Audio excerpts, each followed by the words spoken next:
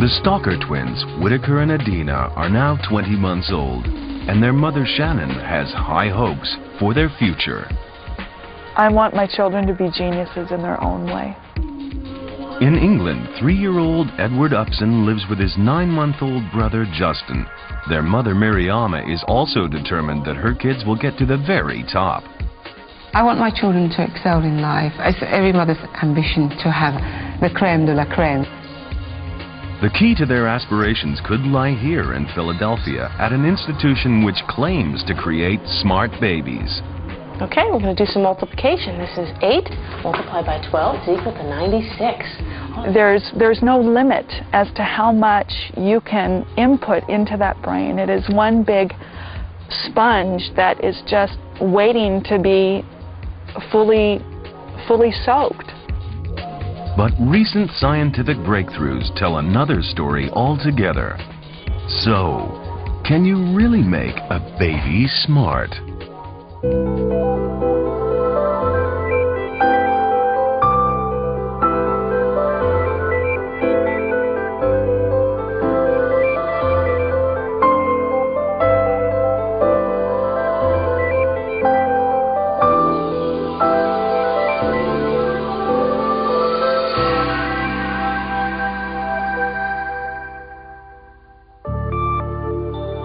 A newborn baby. In time, a complex mix of genetics and experience will give him a unique arrangement of skills and intelligence. Now he appears helpless and unaware of his surroundings. But inside his head, something extraordinary is happening. Billions of brain cells are reaching out to one another in a frenzy of electrical activity, forming neural networks at a rate which will never be matched in his later life.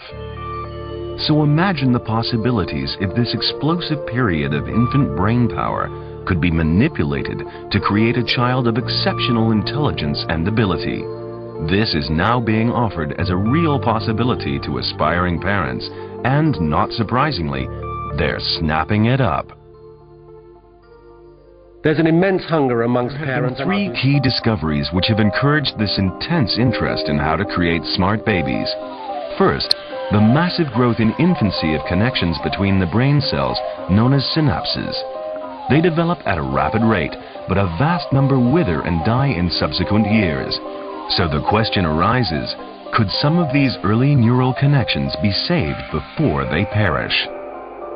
Second, the discovery of windows of opportunity for the development of certain skills like seeing or talking. Might there be a critical period for developing intelligence? And thirdly, the discovery that rats raised in an enriched environment actually grow bigger brains. Could this be true for young children? Together, these discoveries rekindled interest in what has become known as hothousing.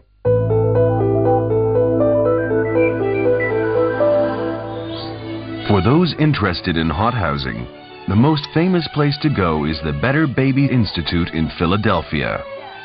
Here, parents come from all over the world to learn how to enhance their children's potential, physical, mental, and musical. And they start young. We have strawberry. This says pear, peach, apple, grapes. Tiny children can learn absolutely anything that you can present to them in an honest and factual way. Absolutely anything. Rainbows and rose. That's a dream glow rose. Pristine rose. I am persuaded that at the instant of birth, every child born has a greater potential intelligence than Leonardo da Vinci ever used. And remember, he's my favorite genius. Shannon Stalker lives with her husband Kurt and their 20-month-old twins Whitaker and Adina on Lummi Island in Washington State. She has a particular reason to be interested in Glenn Doman's approach. My mother, I believe in 1964, read an article. I think it was the Ladies' Home Journal, and it told about this work that Mr. Doman was doing as far as teaching very young children to read. He suggested this little book which they sent me, and it's called Nose is Not Toes. always remember the start of the book for some reason, but everyone knows that nose is not toes. I was a Domanite, if you will, by the time I was 3. Glenn Doman set up the Better Babies Institute in 1977, but recent developments in brain science have made its message seem more relevant than ever. Many parents come here very hungry for the how-tos. Tell me how to teach my baby to read. Tell me how to teach him math. Tell me how to make him physically excellent. We spend much more time on the whys, on how the brain grows, why it grows the way it does. The brain grows explosively between birth and 6. This is the magic time. So if there's one time you want to make sure that you're arranging the environment for stimulation, it's during this period. In Philadelphia, the Better Baby course is underway, and there's a busy schedule ahead. The first day of the course is called How to Multiply Your Baby's Intelligence. During this week, Miriama and Shannon will also learn about brain science in order to understand the theory behind Glenn Doman's methods. How very nice to see you all. Now, I think you may well find this week to be the most exciting week, from an intellectual standpoint, the most exciting week of your lives. The thousands of parents who have preceded you in this room have found it to be. The course is intensive, 10 hours a day for 6 days. On Monday, it's how to teach your baby to read. On Tuesday, how to teach your baby a foreign language. Wednesday, how to give your baby encyclopedic knowledge. Thursday, how to make your baby physically superb. And Friday, how to teach your baby math. The Institute runs 3 courses for parents each year. But on the same campus, they also run a full-time school for children up to 10 years old. Let's make x equal to 3 this time. We're going to substitute 3 for x. So we have 2x plus 3y equals 12.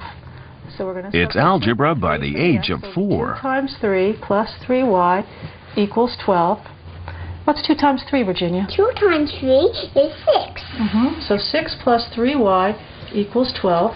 1/4 of 92 is 23. Okay. And it all begins with a unique teaching system. 1/2 of 76 is 38. Oh, he says. And 1/3 of 51 is 17. One of the amazing things that our kids taught us early on, now more than almost 30 years ago, was that tiny children can recognize quantity.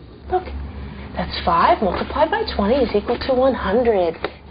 And as soon as we began to realize this, we began to think about, what does that mean? And we realized that we had it kind of backwards in the area of math. You and I were taught the symbol, but we didn't really understand fully the quantity behind the symbol. Which is to say, you and I know the symbol 20, but we wouldn't know 20 dots if we fell over If them. you look at this, 3 times 26 equals, does it equal 68 or 78?